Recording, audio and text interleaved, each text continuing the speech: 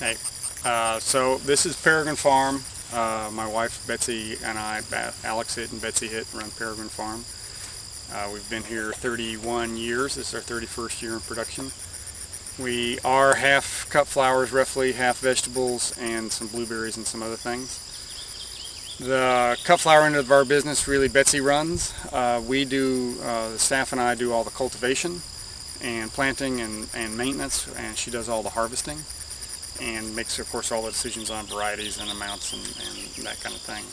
Our main cut flower season is May through August, but we do ends of the season and some overwintered production in unheated greenhouses for mostly farmers market sales at that point. The majority of our business is farmers market, but we do have a couple of grocery stores and some restaurants that we sell to, and that comprises about, depending on the year, 15 to 30% of the business, and then the remaining is at farmers market.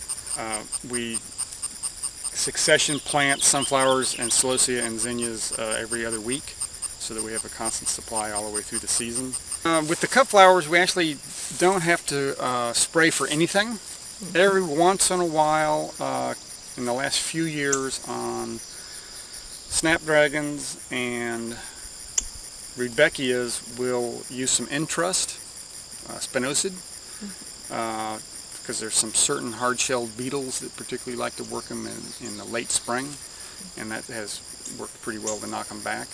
But everything else is pretty well balanced with beneficial insects and not, and so we're not really having any issues of any kind, and we really are not having any disease issues, either soil-borne or foliar, but that's part of the succession planting, particularly of the zinnias, where there's a new batch every 2 weeks, and so as soon as the old ones think about getting anthracnose or bacterial spot or whatever it might be, we just mow them down and move on to the next batch. And then the quality of the flowers are much better anyway. The vase life is much better. So we're pretty fortunate in the design of the system that it's balanced enough that we're not having any real outbreaks of any one thing. Soil fertility is an important part of the healthy plant, which is why we make sure we're rotating and using cover crops, and we do yearly soil tests and make sure that pH and phosphorus and potassium are exactly where they need to be.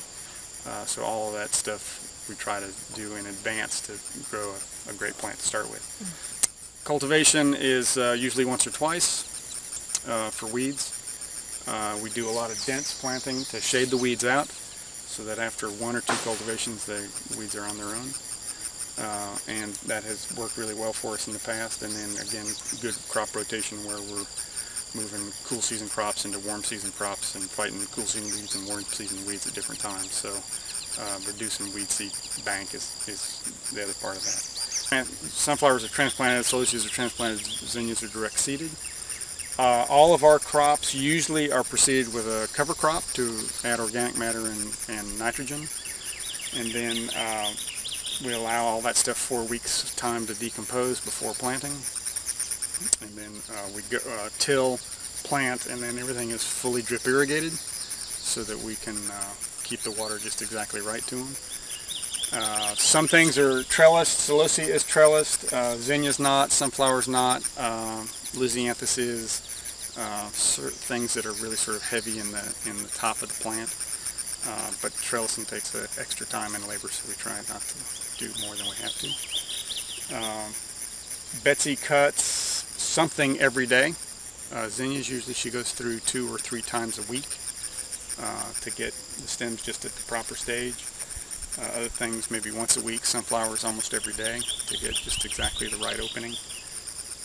She cuts in the field and immediately puts into solution in the back of the truck, and then down to the packing shed for further processing. I'm Betsy Hitt, and my husband and I own Peregrine Farm in southeast Alamance County. We have 2 part-time employees. They each work about 30 hours a week. They're with us right now from the end of March until the middle of October.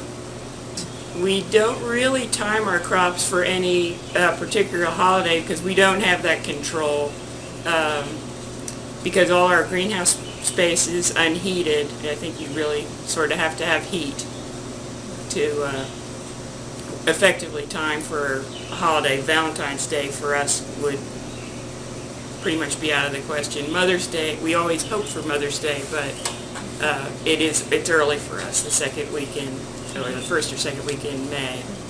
And that's also, for us locally, that's college graduation, which is also a major floral event, but it is hard to actually have anything.